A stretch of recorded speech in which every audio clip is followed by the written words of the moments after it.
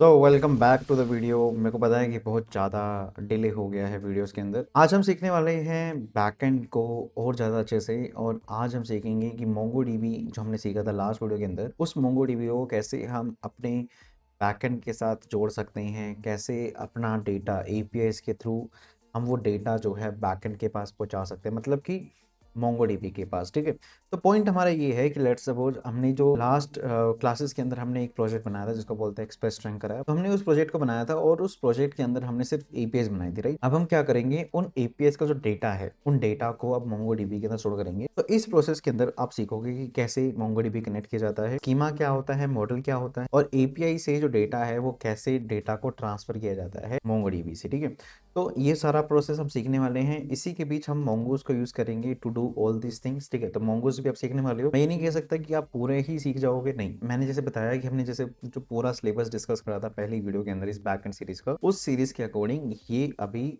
Beginner level project है। इसमें आप बिगनिंग लेवल चीजें सीखोगे। ठीक है, बट जैसे ये बिगनर लेवल खत्म होने वाला है, ये लास्ट उसका प्रोजेक्ट है बिगनर लेवल का, इसके बाद आप जाओगे इंटरमीडिएट लेवल पे। तो इंटरमीडिएट लेवल पे हम सारे कोड करेंगे, बीच बीच में प्रोजेक्ट्स बनाएंगे, फिर इंटरमीडिएट लेवल में जितना आप मोंगोस मोंगोडीबी सब रिवाइज होगा। तो ऐसे ही करते करते हम एडवांस लेवल तक पहुंचेंगे। ऐसे ही करते करते आप नोड जेएस पूरा सीख लोगे, एक्सप्रेस सीख लोगे, मोंगोडीबी सीख लोगे, मोंगोस सीख लोगे। ठीक, तो now let's get back to the video. आज हम सीखते हैं कैसे यूआरएल शॉर्टनर को फुल बैकएंड प्रोजेक्ट में कन्वर्ट करना है with MongoDB storage. Current operations हम सारे करने वाले हैं मोंगोडीबी के साथ। ठीक है,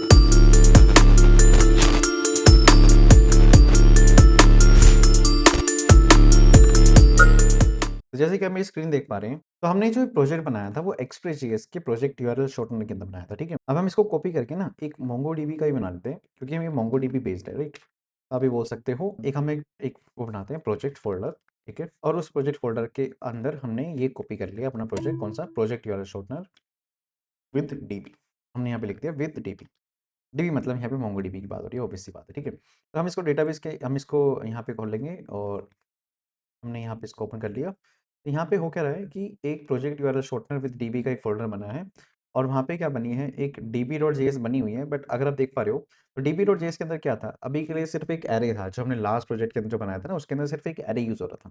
ठीक है, अब हम इसमें रियल डेटाबेस इसमें ऐड करने वाले हैं, और क्या सीखेंगे कि कैसे रियल डेटाबेस के अंदर डेटा को कैसे भेजा जाता है, स्टोर किया जाता है। ठीक है, हमारे पास एक एपीआई थी, जिस एपीआई का काम था मेक इट शॉर्ट करके एक एपीआई बनाई थी हमने, जिसका काम ये था कि वो रिक्वेस्ट बॉडी यूआरएल से यूज़र यूआरएल लेती थी, उसके बाद जनरेट रैंडम वर्ड्स करती थी, और फिर क्या करते थे, उस रैंडम वर्ड्स को उस यूआरएल के साथ मैप करके स्टोर कर देती थी। राइट, ये हमारा हो रहा था इस एपीआई के अंदर। ठीक है, मैंने कोई स्क्रिप्टिंग नहीं करी, मैंने कुछ नहीं करा है, मैं तुम्हारे सामने देख रहा हूँ, मैं तुम्हारे सामने ही बिल्ड करने वाला हूँ, सोचने वाला हूँ कैसे होने वाला है, चिल रहो, कोई दिक्कत नहीं है। ठीक है, अब यहाँ पे एक आईडी है, इस आईडी एपीआई से हो क्या रहा था लास्ट क्लास में, मतलब जब हमने प्रोजेक्ट बनाया था, हम इससे शॉर्ट कर पा रहे थे।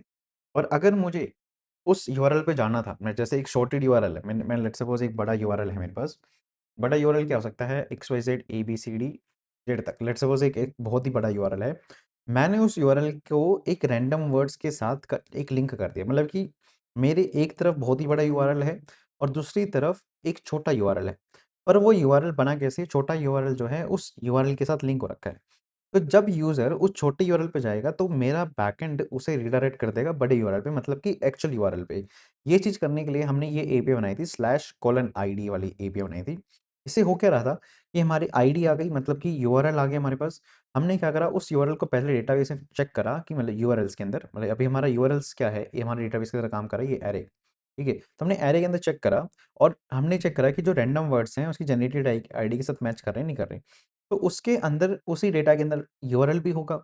तो हमने क्या करा, यूजिंग रिस्पॉन्स डॉट रीडायरेक्ट, हमारे पास एक रीडायरेक्ट फंक्शन होता है एक्सप्रेस के अंदर, जिसका यूज करके आप क्या कर सकते हो, एक यूजर रिक्वेस्ट को, यूजर को एक स्पेसिफिक दूसरे यूआरएल पे रीडायरेक्ट करा सकते हो। ठीक है, तो ये चीज़ हमने करके, ये चीज़ करने के लिए हमारे पास ये वाली एपीआई थी, और ये वाली एपीआई जो थी उसको मेक इट शॉर्ट करने के लिए थी।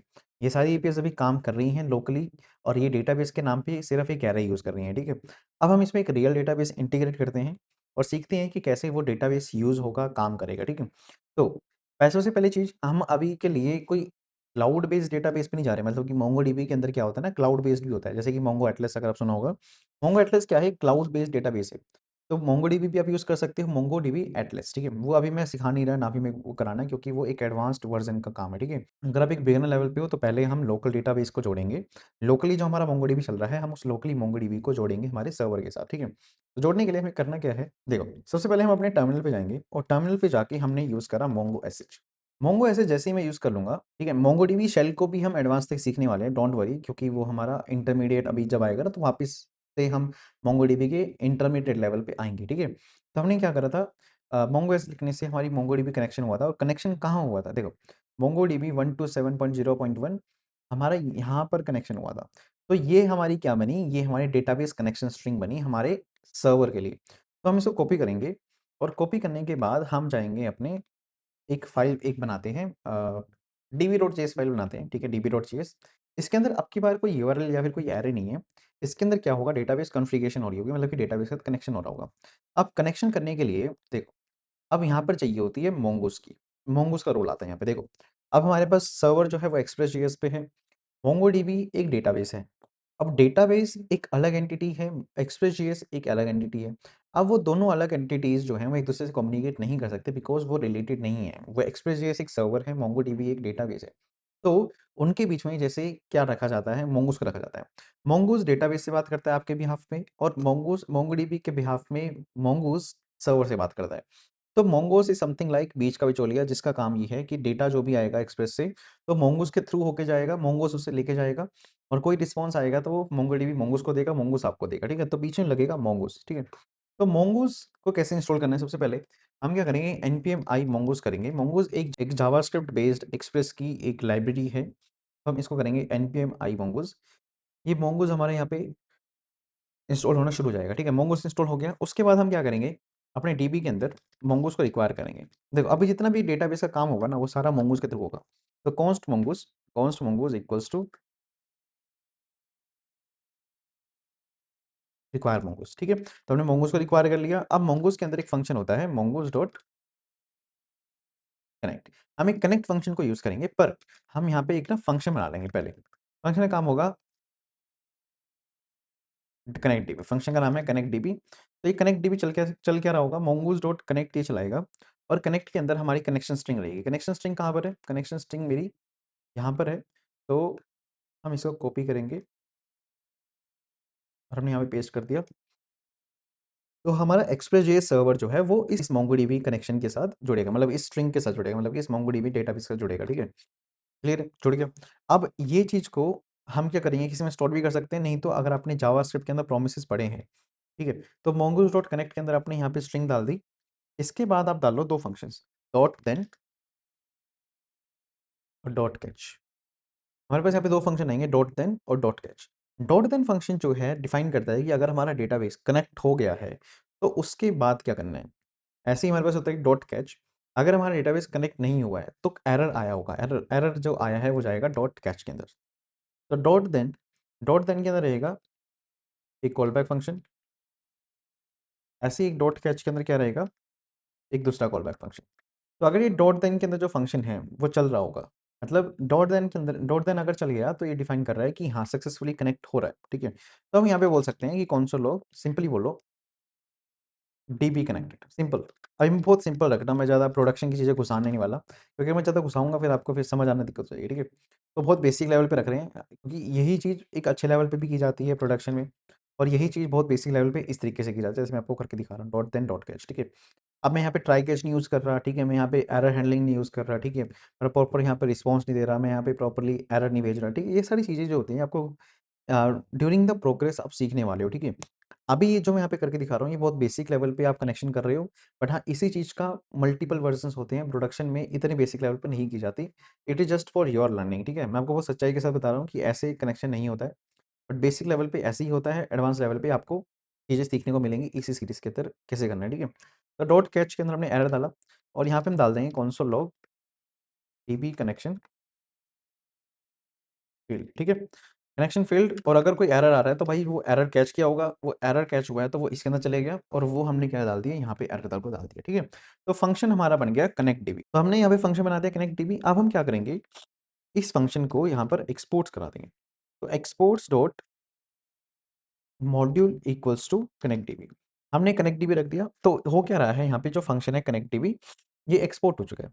एक्सपोर्ट होने के बाद इंडेक्स डॉट जीएस के अंदर हम क्या करेंगे, इस कनेक्ट डीबी को रिक्वायर कर लेंगे, ठीक है। रिक्वायर करते हैं, कैसे करेंगे रिक्वायर, तो कॉस्ट कनेक्ट डीबी, ठीक है, इक्वल्स टू रिक्वायर। कहाँ से रिक्वायर करना चाहते हो आप रिक्वायर करना चाहते हो उसको डीबी डॉट जीएस से, ठीक है। तो कनेक्ट डीबी आपने रिक्वायर कर लिया। अब कनेक्ट डीबी अगर आ जाता है तो आप क्या करो, सबसे ऊपर ही कनेक्ट डीबी फंक्शन को चला दो इंडेक्स डॉट जीएस के अंदर, क्योंकि इंडेक्स डॉट जीएस हमारी चलने वाली है। तो यहाँ पे हम चलाते हैं नोड इंडेक्स डॉट जीएस। आप एक काम करो, आप यहाँ पे लिखो exports dot connect dB function का नाम इक्वल्स टू में रखो फंक्शन, और यहाँ से नाम हटा दो। ये सिंपलेस्ट वे और ईजी और अच्छा तरीका है कुछ भी एक्सपोर्ट करने का। तो यहाँ पे थोड़ी सी आप कन्फ्यूजन हमेशा लेके बैठे रहोगे कि एक्सपोर्ट किससे करना है डेटा, ये जावास्क्रिप्ट के, सॉरी नोड जेएस के अंदर, एक्सप्रेस जेएस के अंदर।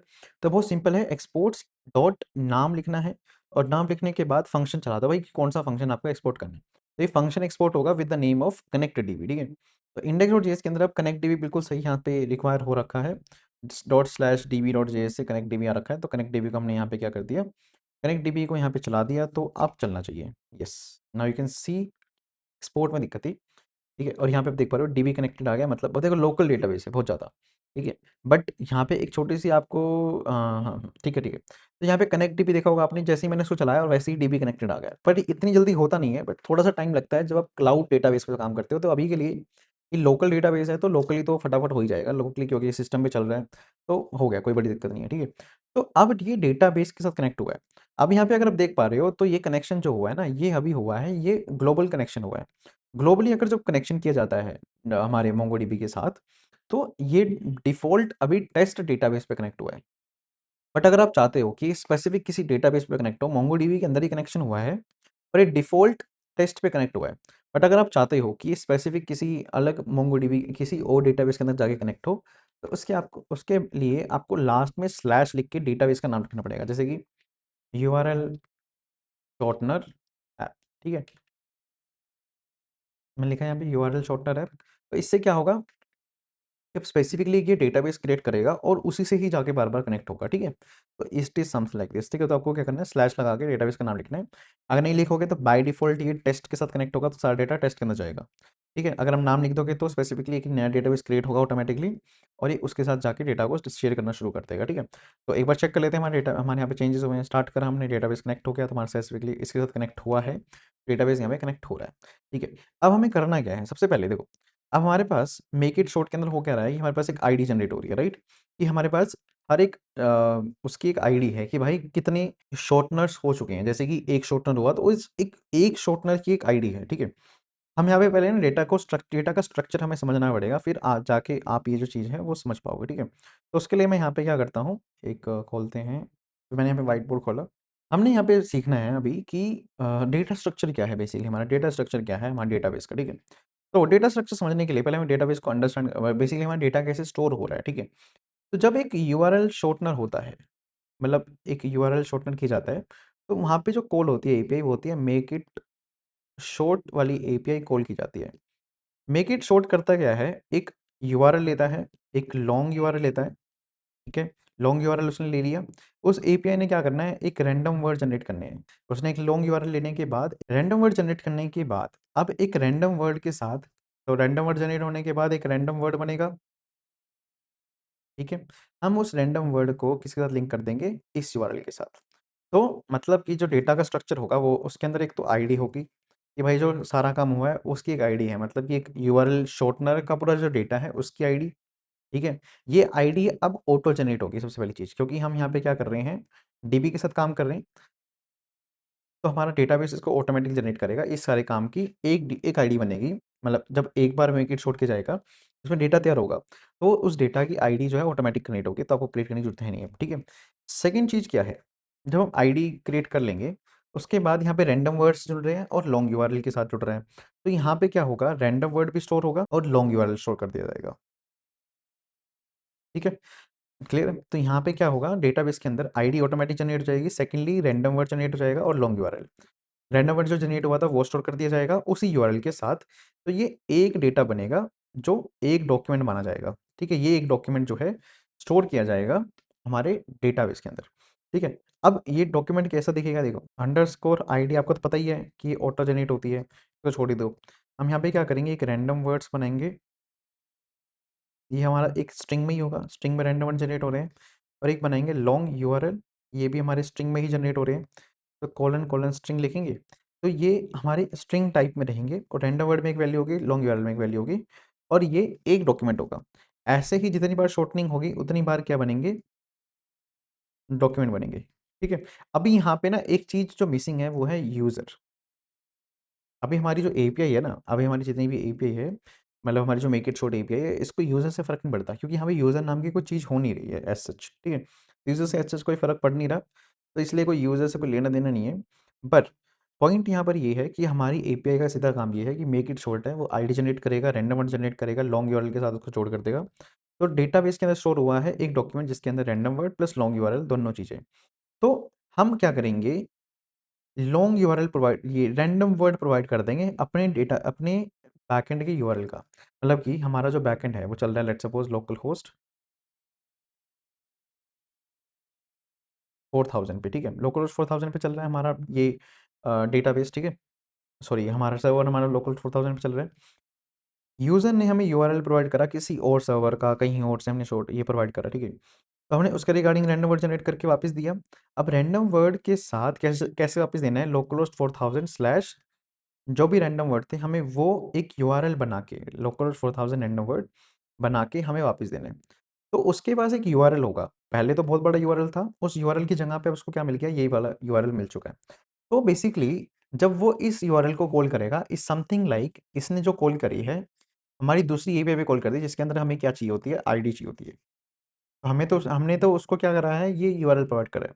बट अल्टीमेटली जब वो इस यूआरएल को किसी उस पे डालेगा ना, ब्राउज़र पे, तो गेट कॉल होगी हमारे दूसरी एपीआई पे जो कि है स्लैश कोलन आईडी की। तो हमारी जो भी आईडी है रैंडम वर्ड्स की, उस आईडी के बेसिस पे हम क्या करेंगे, लॉन्ग यूआरएल फाइंड करेंगे और लॉन्ग यूआरएल फाइंड कर लेंगे डेटाबेस से। फाइंड करने के बाद हम क्या करेंगे, यूज़र को रीडायरेक्ट करा देंगे उस लॉन्ग यूआरएल पे। तो बेसिकली हुआ क्या कि एक लॉन्ग यूआरएल शॉर्ट यूआरएल में कन्वर्ट होगा, यूज़र को दिया गया, यूज़र ने उसको कॉल करा सर्वर, ये हमारे क्रोम के अंदर, क्रोम में अंदर हमारा सर्वर का गेट कॉल हुआ, गेट कॉलन आईडी वाला। वो कॉल हुआ, उसने क्या करा, मैच करा उस रैंडम यूआरएल को लॉन्ग यूआरएल के साथ। मैच करने के बाद उसने उसको यूज़र को रिडायरेक्ट करा दिया लॉन्ग यूआरएल पे। अल्टीमेटली एक शॉर्ट यूआरएल हमने बना के दे दिया। अब इस पूरी प्रोसेस के अंदर ये जो डेटा है ना, हमें ये स्टोर करना है डीबी के अंदर बस। ठीक है, तो सबसे पहला चीज़ हमारा क्या हो चुका है, यहाँ पे देखो कनेक्शन तो हो ही चुका है हमारे डेटाबेस के साथ। अब हम क्या करेंगे, एक मॉडल बनाएंगे। मॉडल बेसिकली क्या है, मॉडल इज समथिंग लाइक एक ब्रिज है between you, your server and your database. जो भी आप सर्वर बना रहे हो, जो भी आप एक्सप्रेस सर्वर बना रहे हो, उस सर्वर को अगर डेटा डेटा को एक्चुअल में स्टोर करना है ना डेटाबेस के अंदर, तो एक मॉडल की जरूरत होती है।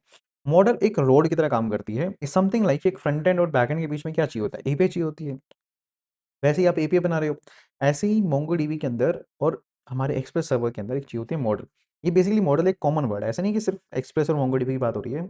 Model is something like common word between every server development. ठीक है, तो अब जो भी डेटा हमारे यहाँ से वहाँ जाएगा, मतलब कि एक्सप्रेस जेएस से मोंगोडीबी में जाएगा और मोंगोडीबी से वापस आएगा, तो वो मॉडल के थ्रू ही आएगा। अब model is something like bridge between your server and database. उसके अलावा मॉडल से पहले बनाया जाता है स्कीमा।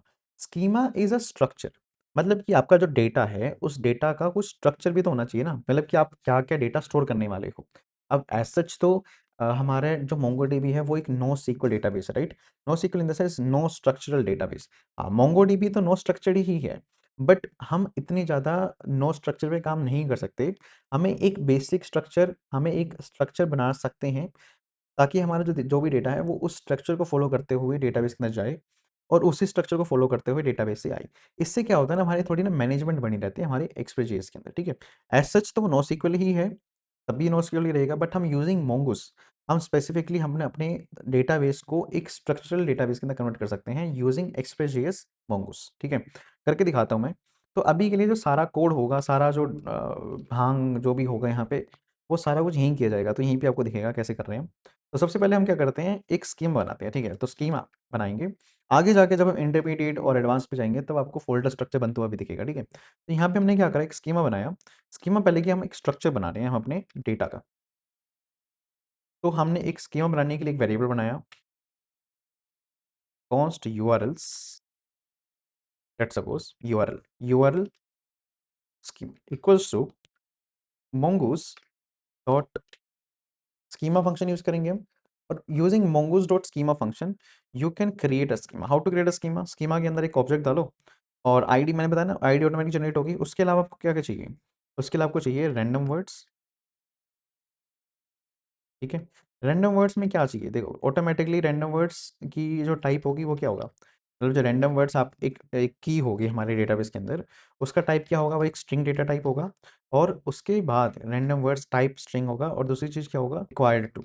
हम क्या चाहते हैं कि हमारा जो डेटा है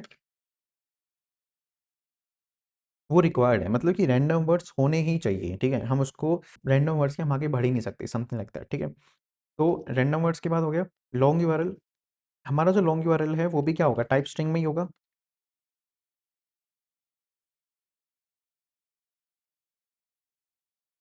ये भी क्या है? रिक्वायर ट्रू है। और ये दोनों के बीच में कॉमा लगाना जरूरी है। ठीक है, तो हमारे यहाँ पे स्कीमा रेडी हो गया। बहुत बेसिक स्कीमा है, बहुत ही बेसिक। ठीक है, क्योंकि आगे जाके हम इस मोंगूस को भी बहुत अच्छे से पढ़ने वाले हैं। Don't be worry. ठीक है, जस्ट आप इस सीरीज के साथ बने रहो, आप बैकएंड सीख जाओगे, कोई बड़ी चीज नहीं। ठीक है, यहाँ पे होगा मोंगूस डॉट मॉडल फंक्शन यूज होगा। ठीक है, मोंगूस डॉट मॉडल के अंदर सबसे पहले आप डालोगे कि कहाँ पर ये डेटा स्टार्ट करना है। देखो मॉडल का यूज करके आप पहले डिफाइन करते हो कि मेरे डेटाबेस के अंदर कहाँ स्टोर होगा डेटा। तो मोंगूस डॉट मॉडल के अंदर आपने डाल दिया कि भाई एक यूआरएल्स करके एक कलेक्शन बनानी है। ठीक है, आप सिर्फ यूआरएल लिखोगे। ठीक है, यूआरएल लिखो आप और ऑटोमेटिकली एस लगा देगा, क्योंकि आप नॉर्मली डालते हो यूआरएल और ये जब चलेगा तो यूआरएल यूआरएल्स कर देगा। ठीक है, तो mongoose डॉट मॉडल यूआरएल्स की यूआरएल्स के अंदर जाना है, यूआरएल लिखोगे यूआरएल्स हो जाएगा। तो कलेक्शन बन जाएगी ऑटोमेटिकली यूआरएल्स की। और उस कलेक्शन का स्कीमा क्या होगा? URL schema. अब आपको जो डेटा डालना है ना वो इसका यूज करके डालना है। देखो आपने स्ट्रक्चर बना दिया अपने कलेक्शन का कि भाई कलेक्शन के जो डॉक्यूमेंट होंगे उसका स्ट्रक्चर क्या होगा। आईडी ऑटोमेटिक जनरेटर उसको छोड़ दो, रैंडम वर्ड्स होंगे और एक लॉन्ग यूआरएल होगा। ठीक है, रैंडम वर्ड और लॉन्ग यूआरएल, सिंपल। तो mongodb मॉडल आपने बनाया फॉर यूआरएल्स कलेक्शन और उसके साथ में this is the schema that is suppose to be followed for that URLs. Okay, अब यहाँ पे जो यूआरएल मॉडल है अब आपको ये यूज करना है to send and to receive data from database. मतलब कि हमारा जो डेटाबेस है ना MongoDB, उसको अगर कोई डेटा भेजना है और लेना है तो यूजिंग यूआरएल मॉडल आप वो चीज़ करोगे। ठीक है, तो यूआरएल मॉडल यहाँ पर है। अब हम यहाँ पे क्या करेंगे? रैंडम वर्ड्स तो मेरे बन ही रहे हैं। ठीक है, आईडी की मेरी जरूरत नहीं है, हटा दो भाई से, बता दिया। मेक इट शॉर्ट में क्या हो रहा है? डेटा बन रहा है जिसके अंदर URL, user URL, random words और आईडी है। तो जैसे मैं बताया कि आईडी की जरूरत नहीं है, हटा दो। अब हम यहाँ पे यूआरएल्स के अंदर पुश कर रहे थे लास्ट टाइम, अब हमें यूआरएल्स तो हमारे है नहीं, अब हमारे पास डायरेक्टली डेटाबेस है। तो हमारा ये जो काम होगा ये थोड़ा ना एसिंक्रोनस होगा, क्योंकि हमारा जो डेटा है वो हमारे एक्सप्रेस जेएस से बाहर निकल के एक डेटाबेस के अंदर जा रहा है। तो वो एक एक्सटर्नल प्रॉपर्टी हो गई। ठीक है, तो एसिंक्रोनसली काम होगा वो। और हम यहाँ पे क्या करेंगे? अवेट कराएंगे कहाँ पर? अब यहाँ पर जो हमारा यूआरएल मॉडल है ना, URL model dot create function use होगा और क्रिएट करा देंगे इस डेटा को। इस डेटा के अंदर क्या है? यूजर यूआरएल और रैंडम वर्ड्स। बट होना क्या क्या चाहिए था? अ, हमारा स्ट्रक्चर ओके लॉन्ग यूआरएल और रैंडम वर्ड्स। ठीक है, हमारा ये होना चाहिए था ना। तो हमारा होना चाहिए random words comma long URL. ठीक है, तो हमारा होना चाहिए ये। तो हमने क्या करा? User model dot create function चलाया और डेटा को क्रिएट करा दिया। और हम यहाँ पे प्रॉपर्ली ना एक रिस्पॉन्स भेजते हैं अच्छे से। Last time it was very learning very basic thing, that's why हमने बहुत बेसिक रिस्पॉन्स भेजा था। तो हम यहाँ पे रिस्पॉन्स और जेसन के अंदर एक जेसन डेटा भेजेंगे और मैसेज लिखेंगे यहाँ पे यूआरएल सॉर्टेड सक्सेसफुली। अब यहाँ पे कॉमा लगा के सॉर्टेड यूआरएल करके कि यहाँ पे की लगाते हैं और डेटा क्या होगा? हमारा ये डेटा होगा। ठीक है, और ये हम यहाँ पे रिस्पॉन्स डॉट स्टेटस भी भेज देंगे। स्टेटस कोड भेजेंगे यहाँ पे 200 का। ये सब ठीक है, 200 202 भेज दो, 201 भेज दो, कोई बात नहीं। रिस्पॉन्स डॉट स्टेटस 200 भेजा मैंने। जेसन डेटा भेजेंगे, मैसेज होगा URL sorted successfully. Shorted URL बनेगा लोकल होस्ट 4000 पे रैंडम वर्ड्स के साथ। हमारा ये शॉर्टेड यूआरएल है। ये ऐसा क्यों है? क्योंकि हमारा हमारा अभी सर्वर जो है लोकल होस्ट 4000 पे चल रहा है, that's why this is the base server URL. उसके बाद लोग रैंडम वर्ड्स, जो भी रैंडम वर्ड्स बने थे फॉर दिस यूआरएल, अब ये एज अ रिस्पॉन्स दिया जाएगा। अब ये रिस्पॉन्स जो है इस जब यूज़र इस रिस्पॉन्स मतलब कि इस लिंक पे क्लिक करेगा तो अल्टीमेटली वो इस वाली एपीआई को कॉल कर देगा। और ये वाली एपीआई क्या करेगी? जनरेटेड आईडीज़ जो भी आईडी होगी उससे यूआरएल उठा के लाएगी डेटाबेस से, उसको रिडायरेक्ट करा देगी, सिंपल है। तो शॉर्टेड यूआरएल है, हमने क्या करा URL model dot create function चला के डेटा जो था हमने इसको क्रिएट करा दिया, और यहाँ पे यूज़र यूआरएल नहीं रहेगा, वो क्या रहेगा, लॉन्ग यूआरएल, ठीक है। तो long URL equals to request dot body dot URL और random words long URL URL model dot create data, ठीक है। तो अब हम क्या करते हैं अपना डेटाबेस को ना, ठीक है, अब हमारे पास जब ये मेक इट शॉर्ट चलेगा तो ये डेटाबेस में डेटा क्रिएट होना चाहिए, ठीक है। तो नोड इंडेक्स डॉट चाहिए चलाया, हम कॉल करेंगे लोकलहोस्ट 4000 पे स्लैश पोस्ट कॉल करेंगे, ठीक है। तो पोस्टमैन को उठा लेते हैं, पोस्टमैन आजा भाई।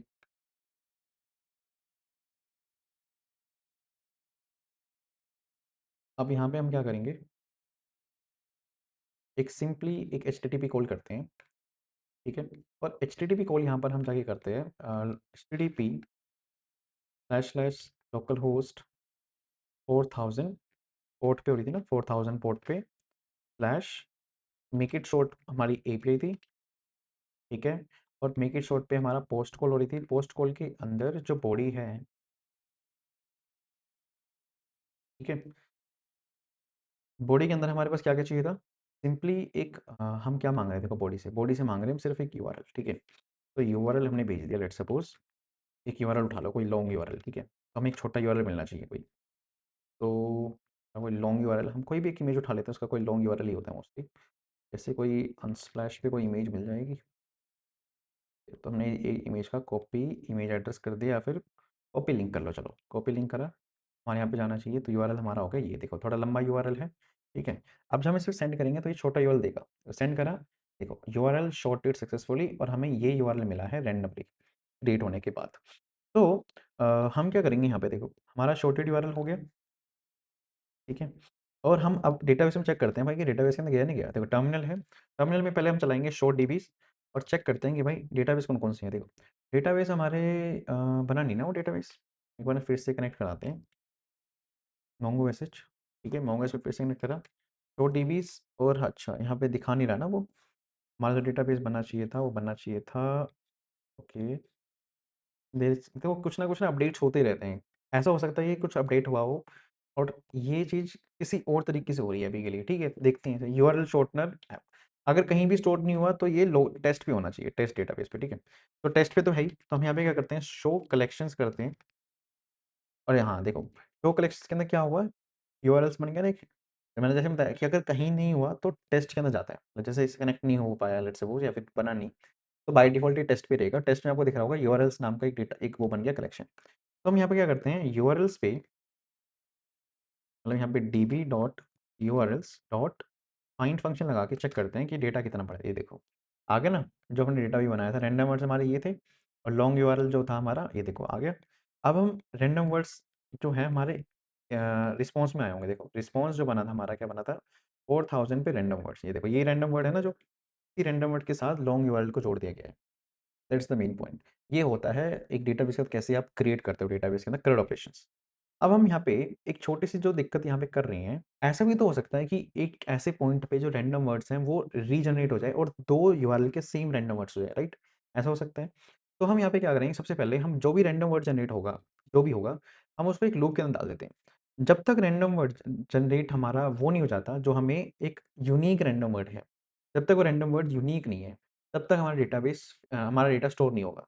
अब वो चीज़ करने के लिए हमें एक ऐसी लूप चलानी पड़ेगी, व्हाइल ट्रू, ठीक है, व्हाइल ट्रू, जब तक ट्रू है तब तक रीजनरेट करो रैंडम वर्ड्स को और चेक करो डेटाबेस के अंदर, ठीक है। हम चेक करते हैं, देखो अब यहाँ पे एक सिंपल जावास्क्रिप्ट लॉजिक लिखना पड़ेगा। देखो लेट फ्लैग, हमने एक फ्लैग बनाया, फ्लैग क्या है, ट्रू, हमारे यहाँ पे फ्लैग ट्रू है, ओके। और ये रैंडम वर्ड जनरेशन जो है ना, हम यहाँ पे क्या करेंगे, लेट फ्लैग ट्रू और व्हाइल फ्लैग, मतलब कि व्हाइल व्हाइल लूप लगा दी, जब तक फ्लैग फॉल्स नहीं होता तब तक चलाओ भाई। तो व्हाइल फ्लैग जब तक फ्लैग ट्रू है, ठीक है, तो हम क्या करेंगे, रैंडम वर्ड्स जनरेट करते रहेंगे, ठीक है जी।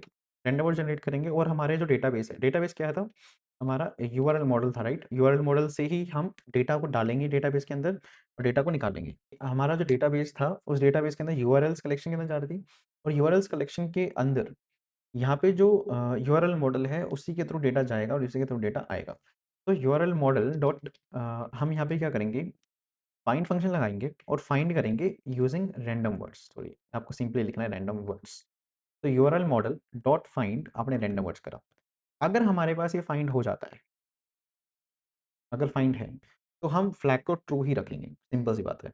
अगर फाइंड नहीं होता है, इफ नॉट, तो हम फ्लैग को फॉल्स कर देंगे ताकि हमारी लूप ब्रेक हो जाए और हमारा रैंडम वर्ड सेट हो जाए, ठीक है? और अगर हमें रैंडम वर्ड को बाहर चाहिए, बाहर एक्सेस करना है, तो इसको थोड़ा ना, इसका यूआरएल बाहर होगा और लेट के साथ करना पड़ेगा ताकि ये इसको हम चेंज कर पाएँ ना अंदर जाके।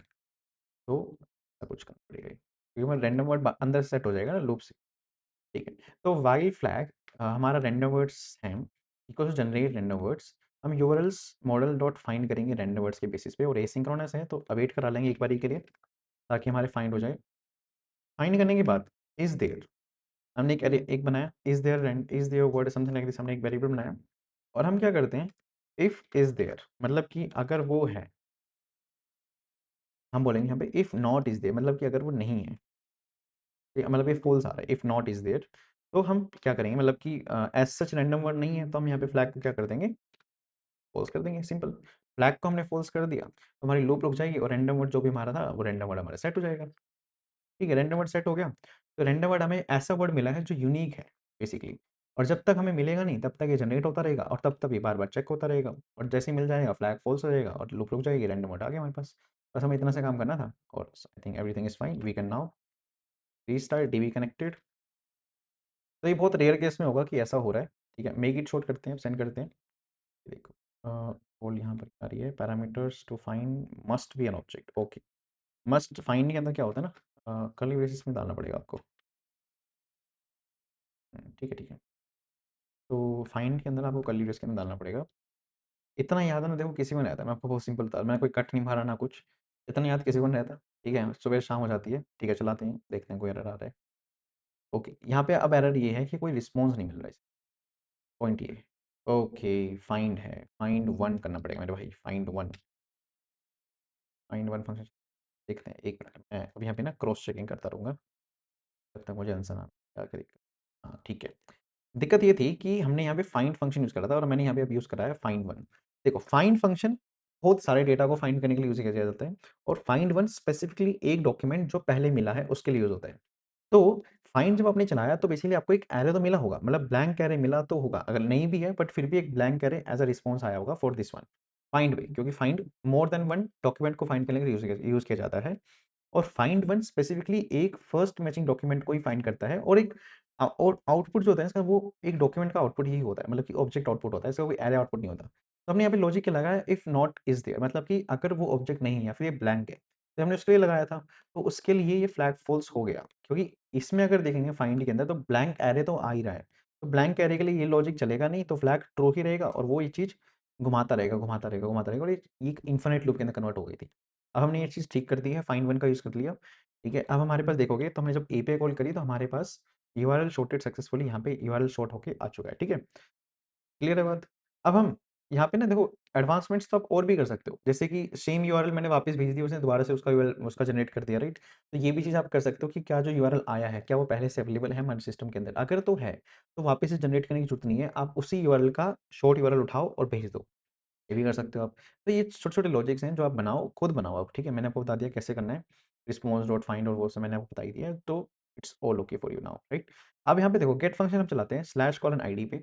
अभी के लिए हम क्या कर रहे थे, यूआरएल्स पे मैप करके हम फाइंड कर रहे थे। अब हम क्या करेंगे, हम थोड़े एडवांस हो चुके हैं, तो हम यहाँ पे क्या करेंगे, सिंपल है, यूआरएल मॉडल पे फाइंड वन चलाएँगे और फाइंड वन में जो भी जनरेटेड आईडी है, उसके बेसिस पे हम यहाँ पे फाइंड कर लेंगे। जो हमारी रिक्वेस्ट डॉट पैरम से आएगी, जनरेट आईडी जो भी आएगी, हम उसके बेसिस पे हमने फाइंड करेंगे। तो URL model dot find one, और यहाँ पे जनरेट आईडी पास कर दिया, तो हमें एक स्पेसिफिकली एक पूरा डॉक्यूमेंट होगा जिसके अंदर रैंडम यूआरएल और जनरेट आईडी सब कुछ मिलेगा, ठीक है? Let data equals to await, मैं बहुत बेसिक्स लेवल पे आपके आपको सोच के मैं बना रहा हूँ ऐसे, ठीक है? तो जो डेटा मिलेगा आपको, डेटा के अंदर क्या होगी, data dot length greater than 0 use करा है, क्योंकि डेटा में एक ऑब्जेक्ट आएगा, तो डॉट लेंथ चलेगा नहीं आपका। तो यहाँ पे सिंपल है, इफ डेटा उठाएँगे, इफ डेटा इज़ देयर, ठीक है? और यहाँ पे एसिंक्रोनस लगा, if data is there await कराएँगे यूआरएल मॉडल पे। तो इफ डेटा इज़ देयर हमने लिखा, तो रिस्पॉन्स को रिडायरेक्ट कराया 302 फाउंड यूआरएल पे, ठीक है? फाउंड यूआरएल हमारा क्या बनेगा, देखो फाउंड यूआरएल बनेगा डेटा का लॉन्ग यूआरएल, राइट? तो हमारा यहाँ पे रहेगा डेटा डॉट लॉन्ग यूआरएल, ये हमारा बनेगा। तो अब हमारा ये वाला कोड भी चलेगा, ठीक है? अब हम क्या कर रहे हैं, यहाँ पे फाइंड कर रहे हैं, डेटा मिलेगा, हमें एक ऑब्जेक्ट मिलेगा, अगर डेटा है तो रिस्पॉन्स को रिडायरेक्ट कराएँगे डेटा के लॉन्ग यूआरएल पे, ठीक है? तो यहाँ पे हमने चलाया नोड index.js डीबी कनेक्ट करा और मेक इट शॉर्ट की जगह पे हमने गेट कॉल करी, गेट कॉल के अंदर हमने वो आईडी पास करी, आईडी कौन सी है? ये वाली पास करते हैं। तो मोस्ट प्रोबेबली इसको हमें क्या करना चाहिए, तो रिडायरेक्ट कराना चाहिए एक दूसरी यूआरएल पे जो कि हमारा था ये वाला यूआरएल, ठीक है? तो सेंड कॉल करेंगे, देखो no URL is found regenerate short URL. Check करते हैं कि क्या हमारे डेटाबेस के अंदर जा रहा था, नहीं जा रहा था। एक बार फिर से हमने कॉल करी, हाँ देखो डेटाबेस के अंदर तो है। ओके, रैंडम वर्ड्स है ना? हम यहाँ पे किसके बेसिस पे फाइंड कर रहे हैं? जनरेट आईडी के बेसिस पे फाइंड कर रहे हैं, ठीक है? तो यहाँ पे आपको डिफाइन करना पड़ेगा कि भाई किसके बेसिस पे आप फाइंड करना चाह रहे हो। तो हमने लिखा हमने random words colon generate ID, ठीक है? कि रैंडम वर्ड्स की वैल्यू जनरेट आईडी है। मतलब जो भी आईडी आई है पैरम्स में, उसको हमने जनरेट आईडी के अंदर डाला और जनरेट आईडी को बोला कि भाई रैंडम वर्ड की जिस जो जनरेट आईडी के बराबर है, उसको फाइंड करके लाओ। अब चलेगा ये देखना। सेंड करा, हाँ, यहाँ पे सेंड करेंगे, गेट करेंगे, देखो अब ये ट्राई कर रहा है कि वहाँ पे रिडायरेक्ट करने की, बट एज़ सच आपको देखो इमेज सोर्स सेट आ गया ना, इसने रिडायरेक्ट कर दिया वहाँ पे। अब आप इसको ना इसको चलाओ ब्राउज़र पे आपको समझ आएगा ये। ब्राउज़र पे रिडायरेक्ट करेगा आपको दूसरी वेबसाइट पे ये। ये देखो, इस जैसे मैंने इसको चलाया, अब इसने क्या करा वहाँ से आईडी उठाई, लॉन्ग यूआरएल उठाया, लॉन्ग यूआरएल से मेरे को रिडायरेक्ट करा दिया, ठीक है? तो यहाँ पे हमने लॉजिक तो कुछ नहीं चेंज करा, बस हमने यहाँ पे डेटाबेस की इंटीग्रेशन करी है और डेटाबेस इंटीग्रेट हो भी गया है। I hope you got the point कि कैसे कनेक्शन करना है, स्कीमा मॉडल बनाना है। बहुत बेसिक लेवल पे बताया मैंने, मैं पहले बोल रहा हूँ, ये फाइनल नहीं है। इसके ज़्यादा भी आप सीखने वाले हो, आने वाले क्लासेस में आप सीखोगे कि कैसे इसका और एडवांस्ड वर्जन आप बना सकते हो, ठीक है? तो now let's meet in the next session. तब तक के लिए अब नेक्स्ट सेशन भी कल ही आ जाएगा, मतलब कि रोज़ की एक वीडियो आपको हम डिलीवर करेंगे क्योंकि हमने अब स्विच कर लिया है एक अच्छे स्टूडियो में, ठीक है? तो नाउ अगर अगर आपको सीखने में मज़ा आया है, अगर आपने पूरी वीडियो देख ली, अगर आप यहाँ तक पहुँच चुके हो, then I will recommend you my personal training session, ठीक है? इसके अंदर मैं क्या कराता हूँ, मैं आपको 15 स्टूडेंट्स को मैं ऑनबोर्ड करता हूँ। उन 15 स्टूडेंट्स को मैं सिखाता हूँ full stack development personal training के थ्रू। फीस बहुत मिनिमल है, ओनली 12,000 मैं इसकी फ़ीस रख रहा हूँ। इसके अंदर होगा क्या, पूरा 6 महीने हम साथ में सीखेंगे, साथ में आपको पढ़ाऊँगा मैं, मेरे साथ आप सीखने वाले हो पूरी full stack development, advance level production में जो यूज़ होती हैं, जो आपकी जॉब रेडी के लिए ज़रूरत है, वो सारी चीज़ हम सीखने वाले हैं। आप कॉन्टैक्ट कर सकते हो इस नंबर पे जो यहाँ पे आपको दिख रहा है, नहीं तो मेरी वेबसाइट reactivecourse.in उसका लिंक आपको डिस्क्रिप्शन में मिल जाएगा, वहाँ पे जाके आप जॉइन कर सकते हो, वहाँ पे जाके इसकी पूरी डिस्क्रिप्शन देख सकते हो, ठीक है? वहाँ जाइए, अंडरस्टैंड करिए, जॉइन करिए, आप मेरे नंबर को मेरे को आप कॉल कर सकते हो किसी भी तरह की क्वेरीज़ के लिए। Now let's meet in the next video, bye bye.